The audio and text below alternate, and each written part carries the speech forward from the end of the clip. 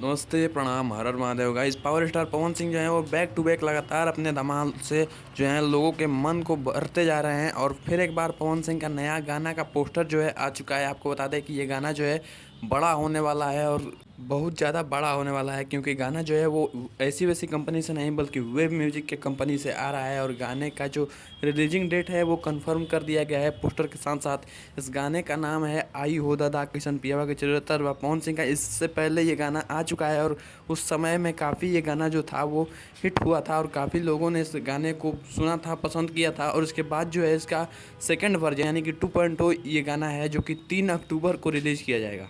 और इस गाने को मैं बड़ा इसलिए बोल रहा हूँ कि गाना जो है वो वेब म्यूजिक से आ रहा है। और पवन सिंह का जो पाँचे के नाचे यह गाना था, उसके बाद जो है पवन सिंह का इस साल उस कंपनी से कोई गाना नहीं आया है। और इसके बाद जो है यही गाना जो है आ रहा है। तो गाना का लेवल जो है वो थोड़ा बड़ा है, गाना जो है वो बड़ा है। इस गाने में जो म्यूज़िक दिए हैं वो है प्रियांशु सिंह, जो कि पवन सिंह के लगभग हर गाने में म्यूज़िक उनको दिख जाएगी। और जो लिरिक्स है वो शुभम राज का लिरिक्स है, जो कि बहुत ही मतलब पवन सिंह के गानों में कम लिरिक्स देते हैं और शायद से नए हैं ये लिरिक्स सर।